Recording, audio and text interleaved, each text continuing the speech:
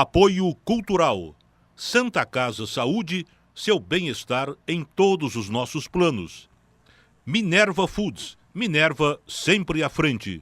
Alto Posto Berrantão, 24 horas com você. Laboratório Micelium, análises agrícolas e biomoleculares de plantas.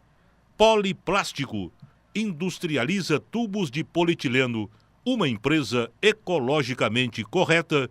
E Loja MAP, a tradição de Barretos. Memorial Jardim das Oliveiras, planos acessíveis à sua família. Liceu Tec, você bem preparado, você bem empregado. Alô, telespectador da TV Barretos, seja bem-vindo ao programa Quero Saber. O programa Quero Saber é feito com muito carinho para o seu conhecimento e entretenimento. Esta é a proposta de nosso programa.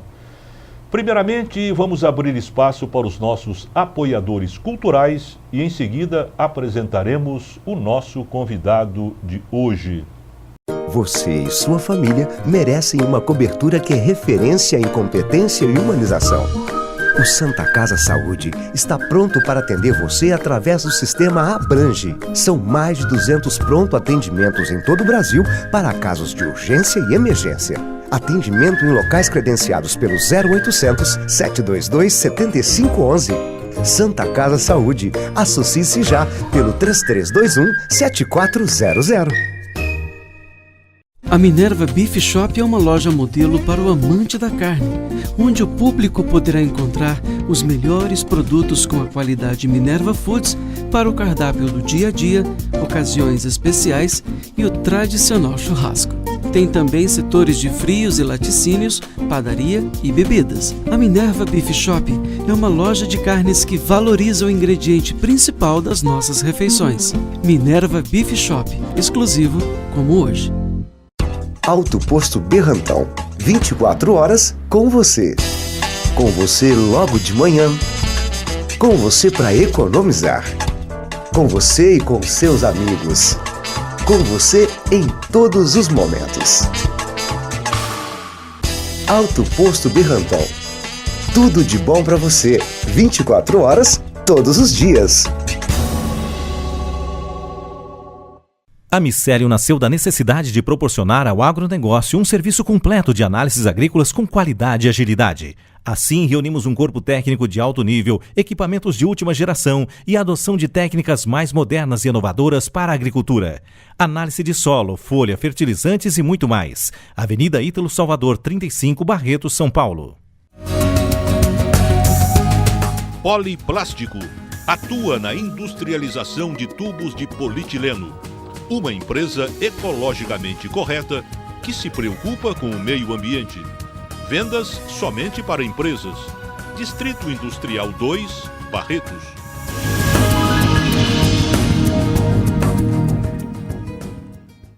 Loja MAP, a maior variedade de chapéus da região. Grande estoque de cintos de couro, carteiras, artigos de viagem como malas, pastas e sacolas. Artigos para tapeçaria e seção de selaria, como celas e seus complementos. Venha nos fazer uma visita e conhecer a nossa enorme variedade de produtos. Avenida 25, esquina da 32, fones 3322-4351 e 3322-7332. Loja MAP. O nosso convidado de hoje, com muito prazer, é uma pessoa muito querida em Barretos. Já mudou de nossa cidade há muitos anos, mas ainda é figura muito estimada em nossa cidade. Ele é comendador também. Não pensam vocês que só existe um comendador, aquele da novela? Nós temos aqui também um comendador, uma comenda outorgada pela Assembleia Legislativa do Estado de Goiás. Quer dizer, uma pessoa muito importante. Ele foi vereador em Barretos de 1969 a 1972. Ele ganhou o título de Gente que é Notícia em 1968. Ganhou o título de menção honrosa como um dos 10 melhores do ano, na classe de legislador no exercício de 71. É cidadão jataiense pela Câmara Municipal de Jataí. Esse título foi outorgado em 1986.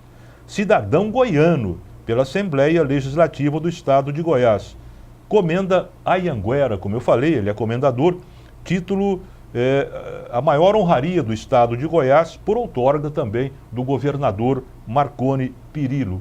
Também é doutor honoris causa pelo Conselho Ibero-Americano de Lima, no Peru. Eu estou falando do meu querido amigo,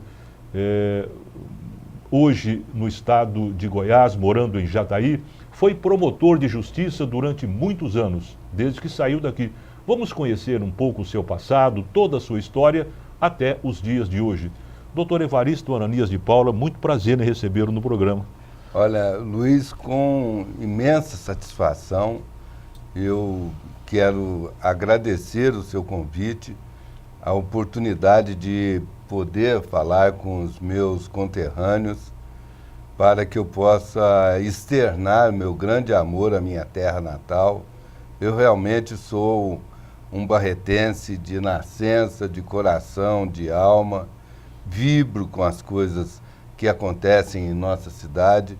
Lamento profundamente quando leio alguma notícia que denota que as coisas possam não estar indo bem na minha terra. Mas olha, continuo apaixonado pelo Touro do Vale, sempre que tenho a oportunidade de vir a Barretos e aqui quando tem jogos, né, vou ao estádio com meu irmão Marcelo. Aliás, no campeonato passado, vibrei muito com o meu amigo Pinho, que era técnico do Barretos. Gostaria muito que o Pinho continuasse aqui, ele poderia até estar fazendo um grande trabalho no Touro do Vale, agora que saiu da zona de rebaixamento. Mas eu estou à sua disposição, Luiz, para poder dizer a você e aos meus queridos conterrâneos daquilo que foi essa trajetória de vida, que nós chegamos a esse patamar, a esse momento da vida com muita alegria, muita satisfação, muita saúde, muita disposição.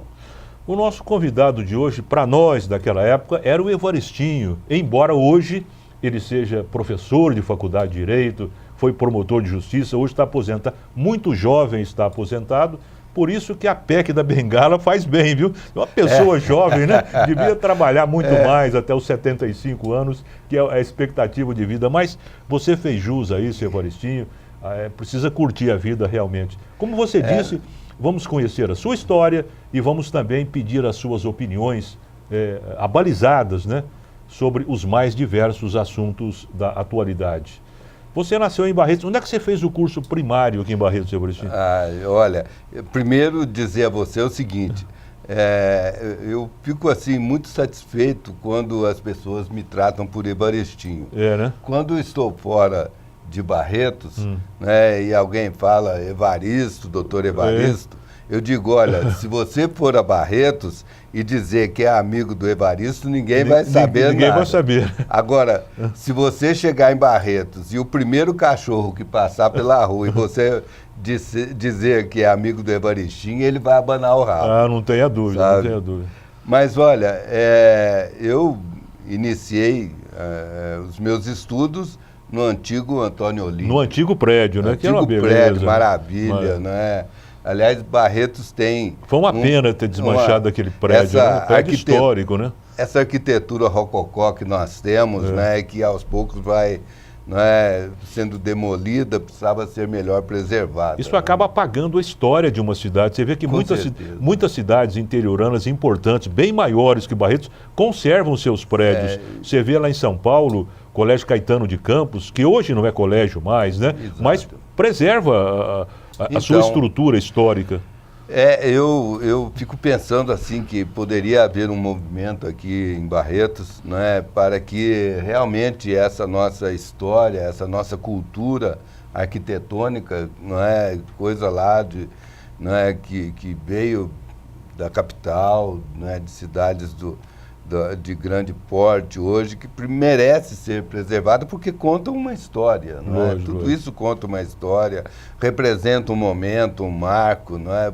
Haja visto, não é, a Companhia Paulista, não é, que hoje virou lá um espaço quase que cultural, as adjacências, até você chegar aí na Praça Francisco Barreto, não é, e com muitos prédios, alguns demolidos, mas seria necessário que preservasse. Você vê ali onde foi o Grêmio Literário na 18, na 18 que depois foi a prefeitura, hoje está completamente desfigurado, não é? Era um prédio também histórico para Barretos do Grêmio. Mas você falou em Companhia Paulista, eu me lembrei com muita saudade até.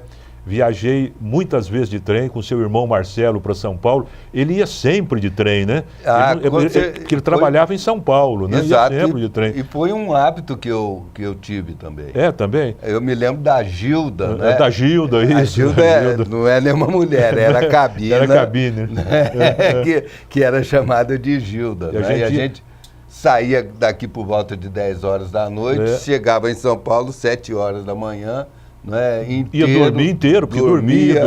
Não é? Trabalhava o dia todo e podia voltar. E a gente ia tomando uma cervejinha, eu e o Marcelo lá, sempre, até chegar em São Paulo, batendo um papo, era muito gostoso, muito né? Bom, umas coisas que dá saudade, né, Varisto? Mas do Antônio Olímpio... E eu gostaria de saber também se você lembra algum professor daquela época, né? Poxa, não me esqueço da dona Geni Mone. Não é? Na época eu nasci esquerdo. Não é? E a dona Geni Mone me fez escrever com a mão direita. É mesmo? Hoje eu continuo esquerdo, não da esquerda. Não da esquerda, né? Os movimentos, não é ideologia. Não é ideologia. Os movimentos continuam na esquerda, mas escrevo com a direita.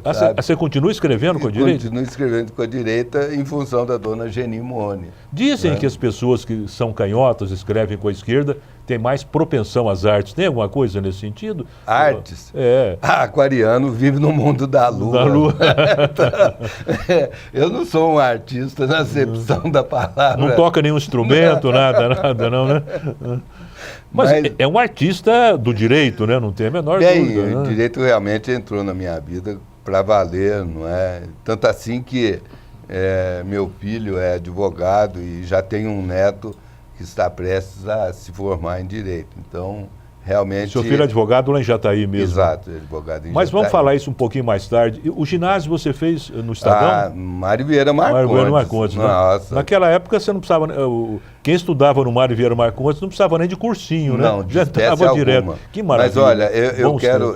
voltando lá ao Antônio Olímpio, a dona Geni Mone, não é? A dona Elza Ortolan. A dona Elza. Não é? A dona Aninha, não é? São professores, não é, que marcaram, né, a Pizarro, não é? Então são professores que marcaram. Você vê, por exemplo, a dona Elza Ortolan Zenha, eu também estudei com ela no primário lá no Antônio Olímpio, e a gente guarda, você vê que a importância que tem o professor, a gente guarda os exemplos que eles davam, né? E fica por muitos anos. Quando saía, porque antigamente os velórios começavam ali na igreja matriz, que hoje é catedral, né? Percorria toda a 21. E os sinos da igreja badalavam naquela época, né? A dona Elza pedia para todos se levantarem, fazer o nome do pai, o nome do padre, aquela coisa toda. Sim. E depois de muitos e muitos anos, toda vez que isso acontecia, mesmo não estando mais no primário, eu fazia isso. Você viu o exemplo, né? Influenciou. Exato. Mas você queria falar mais alguma coisa? Eu, na verdade, comecei, eu fiz o prézinho no antigo Mário Vieira Marcondes, quando era vizinho da minha casa, ali na 27 com a 20, não é? Eu morava na 18, entre a 25 e a 27. Então, o prézinho fiz com a dona Terezinha, não é? Lá no antigo prédio do Mário Vieira Marcondes, que depois vim fazer o colegial, o ginasial, e depois porque era o ensino médio, era dividido, você se recorda, em magistério, não é? Quem quisesse ir para a área das biológicas fazia o científico, não é? E o clássico para quem quisesse ir para a área das humanas, não é? Então eu fiz todo o meu ginasial no Mário Vieira Marcondes, né? Fiz depois o ensino médio lá também, fazendo o curso clássico, né? E até o momento da faculdade, que foi fora de Barretos.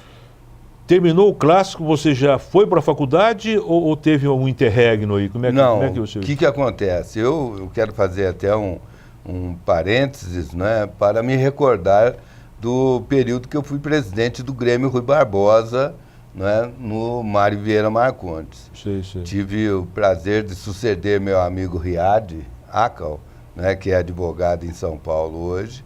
Né, depois fui presidente do Mário Vieira Marcondes, do Grêmio Rui Barbosa, né, que foi um período espetacular de conquistas, né, e aí entrou o processo político, não é?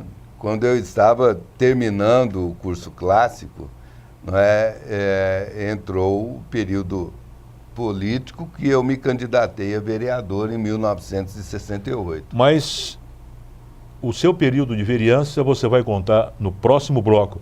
Vamos agora, terminando esse bloco, abrir espaço para os nossos apoiadores culturais e em seguida voltamos ao programa Quero Saber, hoje trazendo o Evaristinho, Dr. Evaristo Ananias de Paula.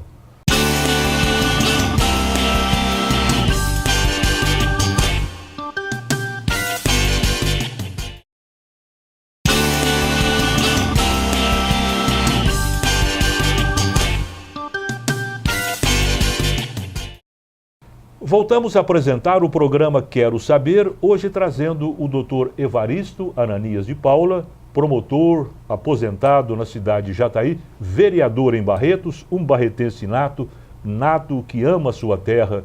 Para nós, sempre o Evaristinho, né, Evaristo? Exatamente. Se eu começar a falar do doutor Evaristo, muita gente não vai saber quem é. Saber. Fala, mas ele mudou tanto assim, né? Evaristinho, você está falando do seu período de vereança, o seu período político, logo após o clássico? Como é que... Exatamente. Da política estudantil... Como é que foi que você entrou como candidato, quem te convidou? Exato. Conta tudo isso pra gente. Lá no período de 1963, não é, quando iniciou o processo da Revolução, eu estava envolvido, por convite do padre Gabriel, na época, com a ação católica. Né? Aqui em Barretos, nós tínhamos a JEC, né? Que era Juventude Estudantil Católica. E eu estava altamente envolvido com a JEC, participando do movimento. Não é? Muita gente hoje que está aqui em Barretos, profissionais liberais, não é? Foram nossos colegas na JEC, não é? E, ao mesmo tempo, era presidente do Grêmio Estudantil Rui Barbosa.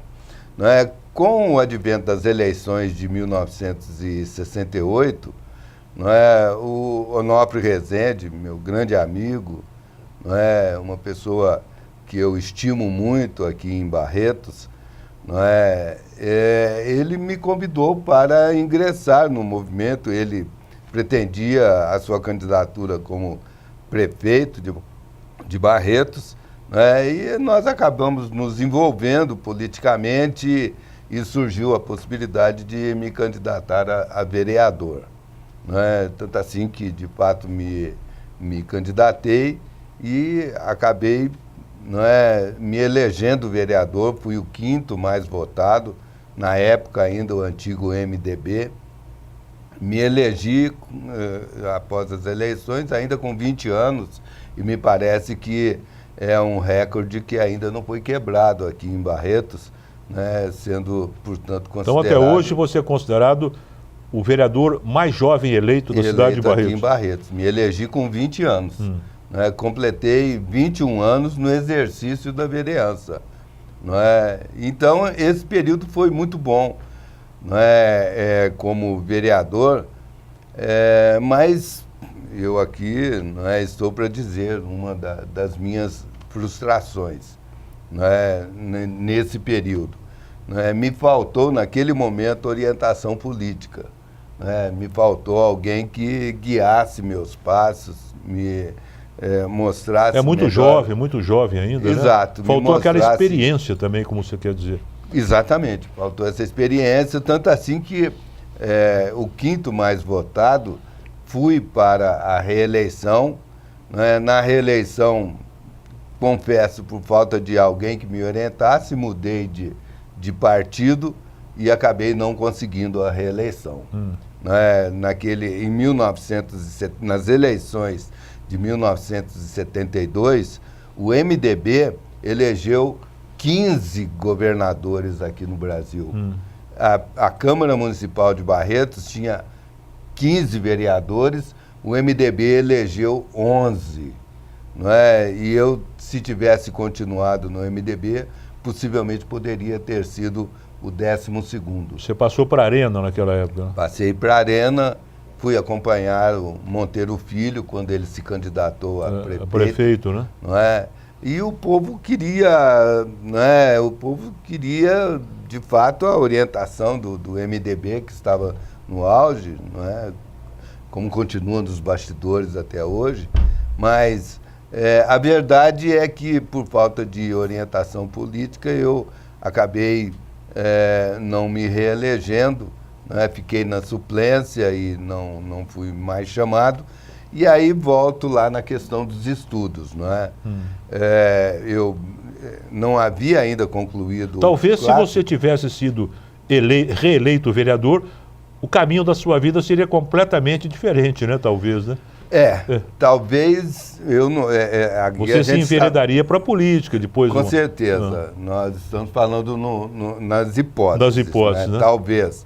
Mas esse talvez poderia ter proporcionado eu realizar o maior sonho da minha vida, que nessas alturas, eu confesso, não é, está muito distante. Mas confesso aqui para você, em público, realmente o meu maior sonho era ter sido prefeito de Barretos. Foi uma pena que você não foi, porque é um menino bem arejado, bem articulado, né, Evaristo? Então, poderia ter contribuído, poderia estar aqui, enfim, não sei o que ia acontecer, mas... No campo das hipóteses, né? No campo das hipóteses, mas que é um sonho frustrado, Agora, com isso, eu havia me casado em 1972 e depois iniciei os estudos em Uberlândia, na Faculdade de Direito da Universidade Federal, ainda não era a Federal. Eu estudei lá também. Então, eu sei que você é meu colega de UFO, não é? De UFO, né? Então, que aliás, uma belíssima escola, uma belíssima faculdade. Muito boa escola. Que até protagonizou a criação da chamada Escola de Processualista do Triângulo Mineiro. Pessoas do mais alto quilate, gabarito, até hoje. O Hernânio Fidelis, por exemplo, continua como desembargador em Belo Horizonte, mas ainda é um dos grandes nomes da processualística brasileira. E então fui para Uberlândia, me mudei para Uberlândia para poder fazer o curso frequente, E acabei terminando em 1977. Mas aqui em Barretos, quando você exercia a vereança, voltando um pouquinho para trás, você teve outros empregos também aqui, né? Sim, porque o que acontece? Por questões políticas, eu acabei deixando o Café Ivaí de lado, precisava sobreviver, fui trabalhar lá na Maquipe com o João Franco, depois da Maquipe fui lá para o Expresso Barretos trabalhar com o Edivar. Aliás, fui para Uberlândia como gerente de uma filial do Expresso Barretos, que acabou num determinado momento, até por ser novo na cidade, ainda não está muito conhecido. Uberlândia já era uma cidade grande, não houve sequência naquela filial do Expresso Barretos em Uberlândia, e eu acabei preferindo ficar por lá mesmo, continuar meus estudos, terminar a faculdade. Bom, e terminando a faculdade de Direito, Você já prestou concurso ou chegou a advogar um pouco? Como é que foi? Eu na verdade, a partir do terceiro período, eu já estava advogando. Né? Tinha um grande amigo processualista lá em Uberlândia, Qual é o nome dele? Luiz Carlos Arruda, não é? Que fomos trabalhar juntos. E logo em seguida, o primeiro concurso que eu prestei para o Ministério Público em Goiás, eu acabei sendo aprovado, não é? Isso que ano, mais ou menos, lembra? 77. 77. O concurso, eu terminei a faculdade.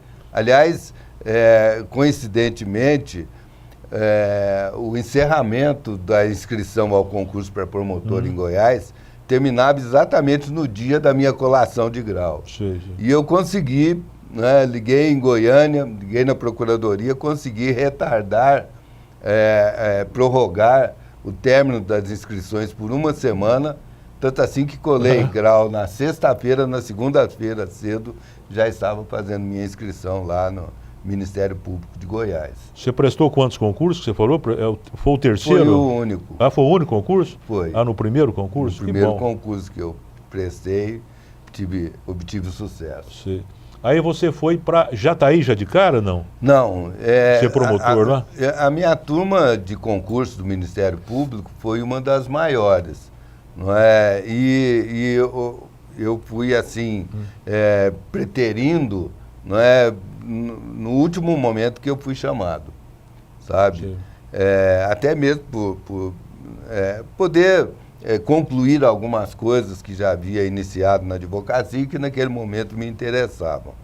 Não é? Mas em 1981 eu assumi o Ministério Público em Goiás, né, e fui designado lá para a comarca de Caçu. Caçu? Caçu.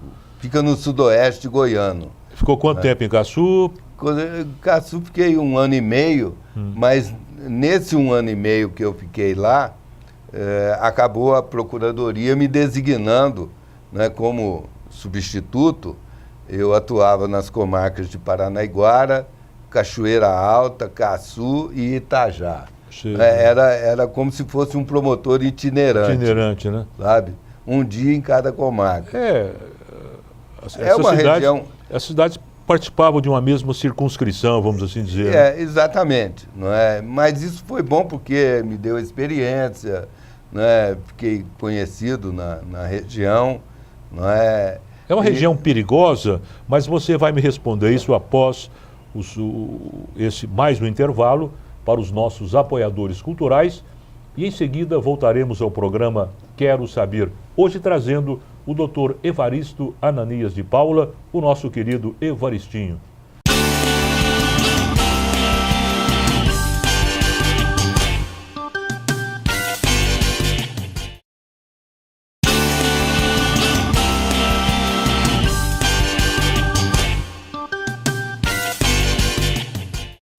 Voltamos a apresentar o programa Quero Saber, hoje trazendo o Dr. Evaristo Ananias de Paula, promotor de justiça aposentado em Jataí, estado de Goiás, e que foi vereador à Câmara Municipal de Barretos. Essa região que você estava falando no bloco anterior de Caçu e as cidades vizinhas, é uma região perigosa para a atuação de um promotor de justiça? Eu não vejo perigo. Não é? Porque você pode ser um promotor atuante, pode ser um promotor enérgico, não é? Pode ser um promotor que busca as coisas que estão, de certa forma, contrariando a lei, contrariando a ordem pública. Agora, você pode fazer isso com educação. Certo. Não é? Então, é diferente... Daquele promotor que tem rompante, que acha que é o chefe de tudo. Exatamente. Né? Então, você pode ser enérgico, como eu procurei fazer da minha profissão, enquanto promotor de justiça, eu atuei com todo rigor, mas com respeito rigor, mas a figura humana que estava do outro lado. Claro, com respeito às pessoas. Né? E com isso, não é, os presos me respeitavam, as pessoas me respeitavam. No tribunal do júri sempre fui muito respeitado, apesar de veemente, apesar de ir às últimas consequências, mas sempre com respeito à pessoa humana. Então, com isso, eu nunca me senti ameaçado, apesar, volto a dizer, ter atuado com muita firmeza na minha profissão. Depois de Caçu, você foi para onde? Caçu eu atuei durante também um ano no entorno de Brasília, Lusiânia e Cristalina. Não é? É uma região mais perigosa ainda, sob o ponto de vista, não é, das relações pessoais. Não é? Você vê o noticiário, até hoje continua apontando como em torno de Brasília uma reunião muito selvagem, porque gente de todos os lados, de toda parte, não é? Mas também foi uma experiência muito boa, não é? Porque tive acesso muito às questões ligadas à justiça em Brasília, não é? Apoio da Polícia Federal quando precisava de resolver algumas questões, não é? E aí eu aprendi muito também, sabe? Aprendi até, não é, que você não pode confiar nas pessoas, sabe? Principalmente, né, essa... Como diz, confiando com o pé atrás, né? Sempre. Né? A maior lição que eu tive enquanto promotor de justiça no entorno de Brasília, né, foi essa lição de não confiar nas pessoas, que você, não é, de repente, uma pessoa muito próxima, não é, nas suas relações forenses, pode estar lhe traindo. Não é? É complicado isso, né? E depois disso, eu fui para Jataí. E se aposentou em Jataí, né? Me aposentei. Aliás, né, eu me orgulho de ser promotor de justiça e sou promotor inativo, não sou promotor aposentado. Inativo, porque, né? Para nossa felicidade, né, constitucionalmente, né, o título é um título vitalício. Sim, né? sim. Então, eu me considero promotor de justiça, né, mas estou na classe dos inativos. Não posso exercitar a minha profissão, né? Ela não tem volta, uma vez você sendo aposentado, ela não tem volta, mas me considero como inativo, membro do Ministério Público. Aliás, digo para você, Luiz, com muito orgulho, eu me sinto um dos responsáveis, né? É lógico que houve um número grande de pessoas, né, que foram conduzidas pelo ex-governador de São Paulo, Luiz Fleury, né, que era nosso colega do Ministério Público, mas eu compartilhei naquele momento, né, pré-constitucional, da formatação do Ministério Público de hoje. Né? O Ministério Público da atualidade é absolutamente diferente daquele Ministério Público infraconstitucional. E nós tivemos uma grande atuação, né, no sentido da formatação, né, deste Ministério Público de hoje, né, que realmente, né, para a felicidade nossa, para a felicidade do Brasil, né, nós temos essa figura do promotor de justiça, do Ministério Público. Haja visto, você vê que as coisas estão acontecendo em face da atuação firme, positiva, né, onde você ouve falar de desmazelos em todas as funções públicas, né, mas com rara exceção você ouve falar algo de algum promotor de justiça ou algum procurador de justiça. A partir da Constituição Cidadã de 1988, as funções do Ministério Público ampliaram muito, né? Agora, eles ampliaram muito. E hoje o Ministério Público tem uma atuação firme, decisiva, dentro da sociedade em que vive, né? Com respeito à saúde, com respeito ao meio ambiente e uma série de situações. É o legítimo representante da sociedade, é o porta-voz da sociedade. O que você, falando em Ministério Público, hoje o Ministério Público está no foco da mídia, né, com respeito à atuação do Procurador-Geral da República, Exato. com esse caso chamado Petrolão, né? Exato. Ele apresentou essa lista e muita gente que está nessa lista está condenando muito a atuação do Ministério Público, que ele teria sido influenciado. Como você que é um promotor, não é um ex-promotor, é um promotor inativo, como você mesmo disse, como você analisa essa situação atual brasileira, como você analisa a situação do Procurador-Geral da República, como você está vendo tudo isso, Evaristo? Eu até coloquei aí na mídia, na página social, não é?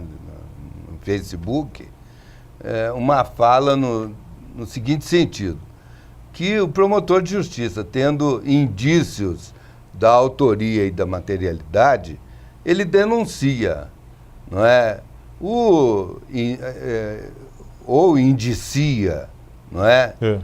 Porque num primeiro momento, enquanto inquérito, é indício, indiciamento, né? Não é? Depois que o juiz recebe, não é, a denúncia, é que passa a ser denunciado. Porque muitas vezes, apenas aparteando um pouquinho a você, o leigo que não está feito às lides jurídicas não entende essa parte de indiciamento e denúncia. Acha que denúncia é o termo, está no vocabulário, denúncia Exato. seria apenas... Não, denúncia, o que é a denúncia? É o início de um processo penal, é o Exato. início de uma ação penal, né? Quando a pessoa passa de indiciado a réu. Quando o promotor pede uma abertura do inquérito policial, o réu não, o indiciado, o cidadão, ele é apenas indiciado. Indiciado. Depois, com as provas colhidas no inquérito, vai para o promotor, ou ele denuncia ou não. A denúncia é uma peça da ação penal. Exatamente. Então, enquanto indiciado, o promotor não tem que dar satisfação para ninguém. Não é? Se o juiz recebe a denúncia, o camarada que prove que ele é inocente e que o promotor está errado. É lógico. Sabe? Então, essa história de querer fulano, ciclano, né, afrontar o promotor, dizendo que o promotor não poderia ter indiciado... Ou foi influenciado. Não tem ninguém que influencia, está na cabeça do promotor, é o que ele visualiza, ele vê indícios. Por isso que o nome é indiciado. Ele vê indícios de participação daquele cidadão na prática delitiva. Não é? Então, o que acontece? Não é? O camarada dizer, não é? Principalmente o bandido, não é? Chegar para o promotor e falar, doutor, o senhor vai me indiciar? Não é? O promotor não tem que dar satisfação para bandido. O promotor tem que indiciar, oferecer os indícios ao juiz. Se ele entender plausíveis, ele recebe, transforma num procedimento judicial. Aí é o denunciado ou o réu, como queira, e ele que prove a inocência dele. Ele que prove que o promotor está errado. Se ele conseguir provar isso aí, tudo bem, ele vai ser absolvido lá na frente, né? O juiz vai dar uma sentença absolvendo daquela imputação, daquela indiciamento que o promotor lhe fez. Porque na atual situação, o Procurador-Geral da República está sofrendo uma pressão danada, né? Claro, ele sofre pressão de todos os lados. Todos os lados, né? Não é? Agora, está aí, ele tem que dar satisfação para a sociedade. É para a sociedade que é o alvo dele. Ele tem que dizer para a sociedade, olha, eu sou o seu guardião, sou o guardião dos seus interesses, né? Estou aqui em defesa da sociedade. Né? Lá na frente, o que acontecer, né, tudo problema de prova. Né? Se conseguir provar que eu estou enganado, tudo bem. Né? Mas se não conseguir, com certeza vai ser condenado, como aí no Mensalão muita gente foi condenada. Você acha que o Ministério Público, a Justiça, de uma maneira geral, vai dar conta do petrolão, tirar o Brasil dessa situação lamentável em que se encontra, Evaristo? Olha, Luiz, eu penso o seguinte, que nós estamos vivendo um grande momento na história do nosso país, né? Onde a sociedade está começando a tomar consciência, né? Onde todo esse processo histórico, desde o descobrimento do Brasil, né? E eu recomendo aqui, quem quiser conhecer a nossa história, que leia as ordenações do reino.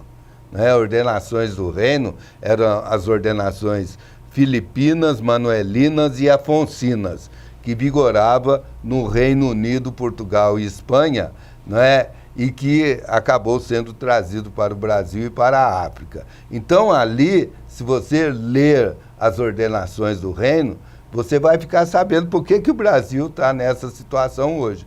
Porque tudo que não prestava em Portugal e na Espanha, ou era deportado ou exilado para o Brasil. Para o Brasil. Mandava então, para cá, né? Mandava era um castigo, né? Era um castigo vir para o Brasil. Né? Ou permanentemente ou temporariamente, né? Então, nós temos que começar a depurar isso aí. Né? Depois de 500 anos, nós temos que começar a depurar. E eu entendo que a depuração está começando agora, sabe? Né? Está vindo aí uma nova classe de funcionários públicos, né? Funcionários públicos com outro perfil, com outra formação, e que certamente, né, a mudança começa agora. Vamos continuar esse assunto no próximo bloco. Vamos abrir espaço novamente para os nossos apoiadores culturais e em seguida voltaremos com o programa Quero Saber, hoje com o Dr. Evaristo Ananias de Paula.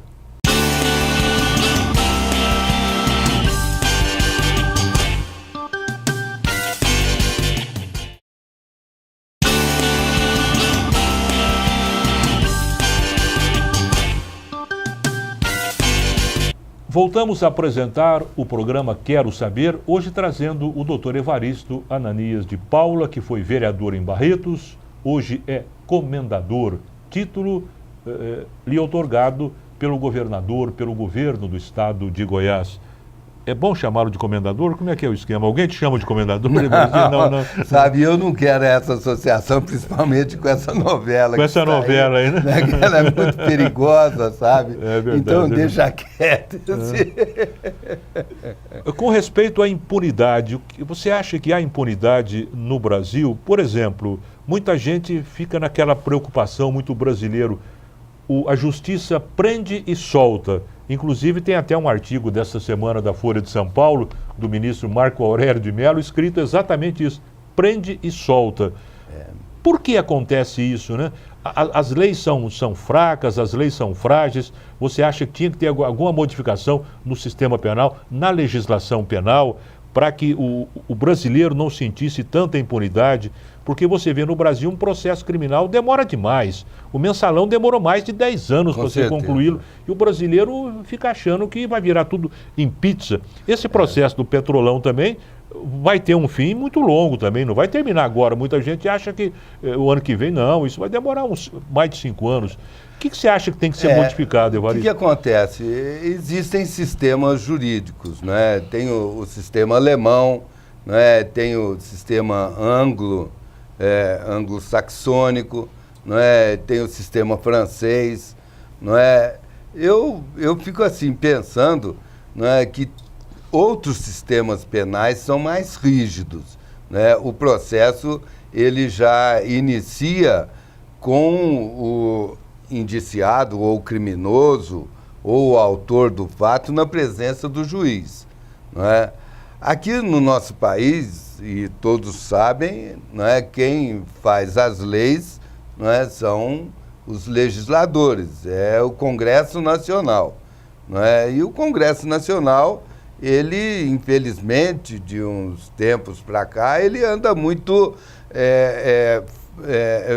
envolvido por questões de grupo, por interesses, não é, que nem sempre estão inicialmente demonstrados, né? Brasil é uma rota de tráfico, uma rota de contrabando, né? Isso veio desde lá do nosso, né, período colonial, né? Brasil sempre foi rota disso tudo, né? Tanto assim que expressões como Santo do Pau Oco, né? Por que Santo do Pau Oco? Porque exatamente eles faziam imagens, né, de santos de madeira e no interior, né, ia o nosso ouro embora para a Europa. Para a Europa, né? Então, a coisa está lá nas nossas origens. E dava até para traficar também, droga, com certeza, né? Enfiar no Santo do Parroco ali. O cara santinho estava passando droga para todo mundo. Né?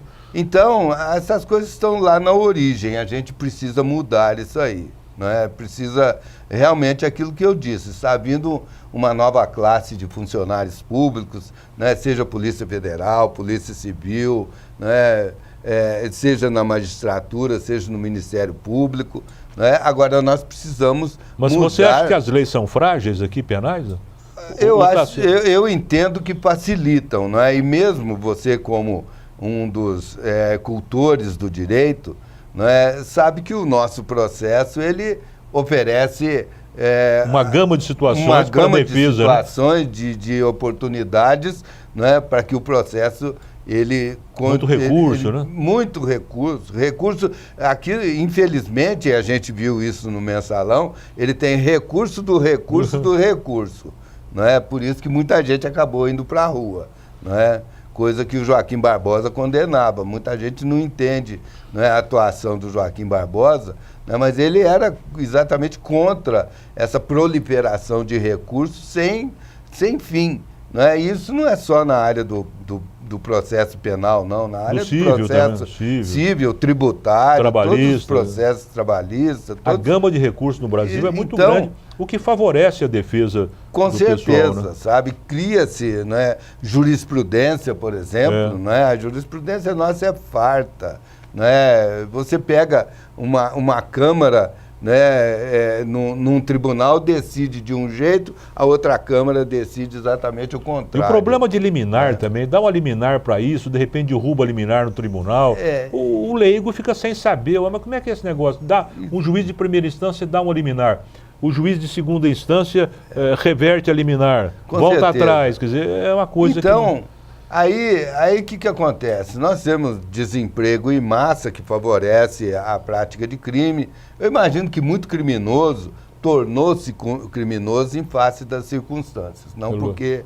ele quisesse ser criminoso. Às vezes pela falta de emprego, necessidade de sustentação eu também acho da isso, família. Ninguém é criminoso, a não ser que a pessoa tenha uma debilidade mental. Ninguém é criminoso porque quer ser, ninguém é ladrão porque quer ser. É a situação, né? Até falta hoje, de política pública, né? Até hoje a teoria de Lombroso é discutida, não é? Porque Lombroso, um criminalista italiano, não é, dizia que o criminoso já nasce criminoso. Ele aparece com a feição de criminoso. Exatamente. Até a aparência dele é de criminoso. Evaristinho, uma grande discussão que tem no país também é com respeito à possibilidade da diminuição da maioridade penal, passando de 18 para 16, ou não ter idade para ser condenado. A partir dos 12 anos, sei lá, em grande número de países da Europa, nos Estados Unidos, a pessoa é condenada com 12, com 13 anos, dependendo do crime que ele comete. Você acha que nós devemos diminuir essa maioridade, ou ficar como ela está, ou é falta de política pública?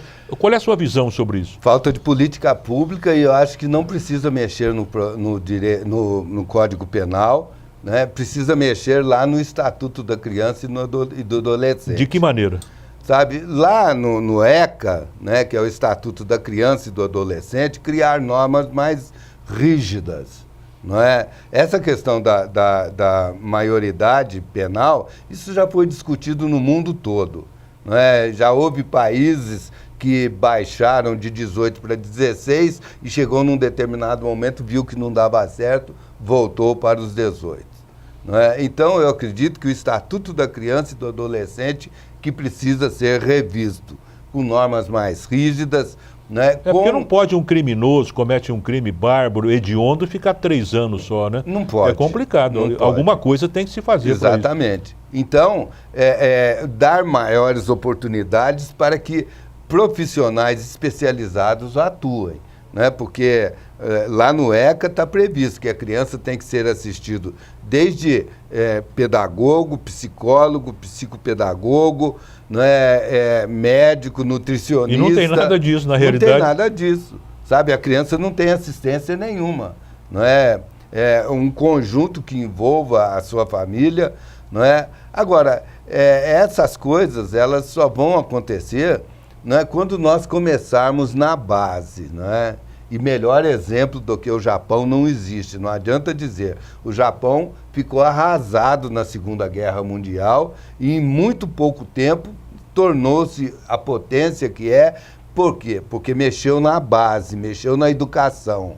Né? Essa base que tem que ser mexida. A Coreia também foi desse jeito, né? Mexeu na base e se desenvolveu. Os grandes países têm que mexer na base. Agora aqui não. né, a nossa base fica relegada ao esquecimento, né? O atual governo diz que a prioridade ia ser a educação, né? Foi a promessa do atual governo, né, da presidente, né, quando ela tomou posse, ela disse que ia ser o governo da educação. As universidades federais estão paralisadas, né, o dinheiro da educação sumiu, não é? A educação de base não se dá prioridade, né, joga a responsabilidade para o município, mas não dá as condições para que o município possa desenvolver, né? O sistema de partilha, né, do bolo, ele está completamente sem, né, a repartição dos impostos, né, que vão para a União, eles não voltam na devida proporção para os municípios e o Estado. Então é por isso que, né, essa base está corroída, né? Hoje eu fico estarrecido de ver, né, o nível das pessoas que estão chegando para fazer o magistério. Né, ficou num caso de exceção. Né? Por quê? Porque as pessoas que poderiam estar em sala de aula não vão porque a remuneração realmente não é condigna. Não é? E então, também sofre violência também, né?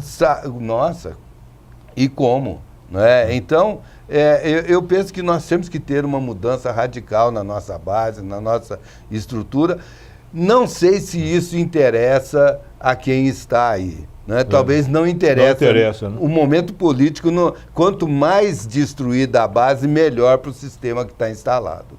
É verdade. Então, essa conceituação precisa ser mudada, né? Essa conceituação precisa ser alterada. Né? E as novas gerações, né, a elas, sim, nós temos que dar o pontapé inicial. Eu entendo que nós estamos começando a fazer a nossa parte, tomando consciência, porque nós realmente chegamos no fim do poço, não é? E no fim do poço sempre há uma luz, né? E parece que esse fio de luz ele está mostrando para os brasileiros que é necessário mudança, que é necessário reestruturação, que é necessário, né, nós soerguermos das cinzas, não é? É um momento de conscientização e eu espero que essa conscientização seja para o bem. O clima político no Brasil está muito ruim, né?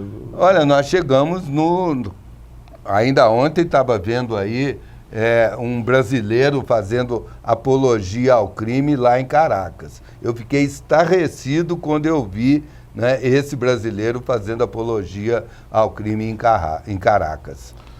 Rapidamente, você tem algum hobby, Evaristinho? Hobby? Olha, eu gosto de jogar squash, não é? Mas hobby, a gente tem muita vontade. Muita vontade acaba no... Sabe? Não sei o que é prioridade, sabe? Tem muitas coisas que eu gosto de fazer. Você se atualiza através de jornais, televisão, como é que você...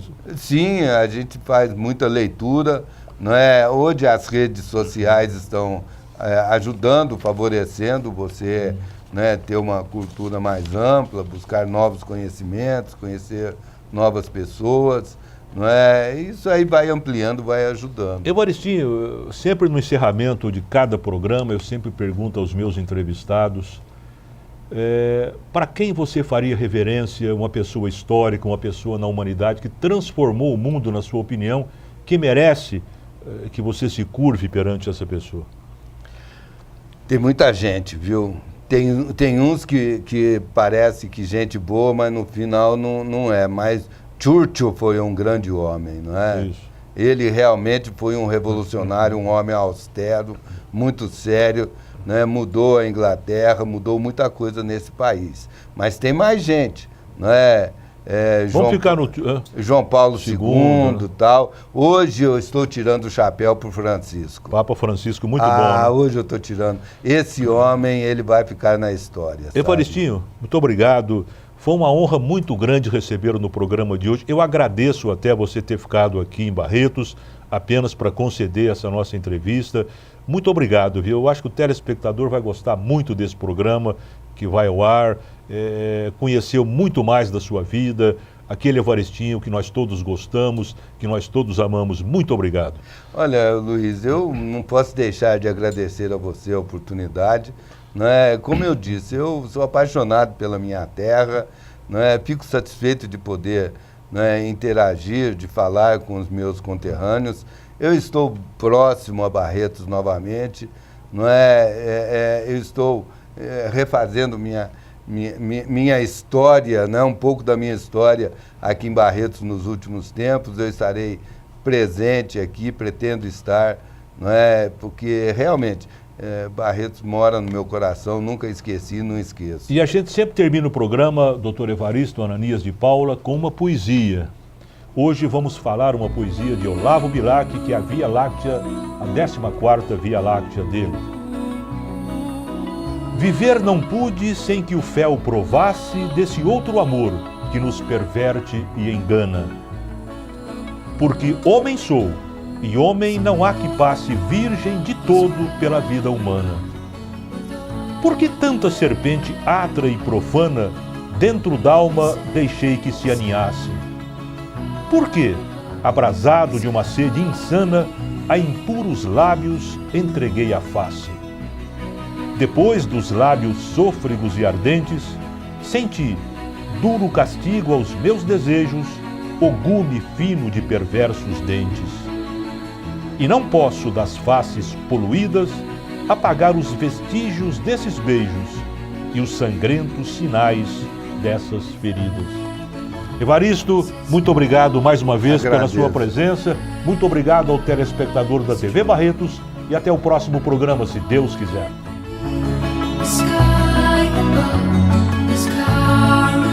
Apoio Cultural. Santa Casa Saúde, seu bem-estar em todos os nossos planos.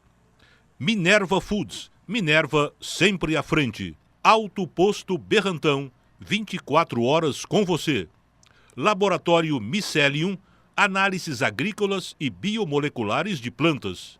Poliplástico, industrializa tubos de polietileno, uma empresa ecologicamente correta. E Loja MAP, a tradição de Barretos. Memorial Jardim das Oliveiras, planos acessíveis à sua família. Liceu Tec, você bem preparado, você bem empregado.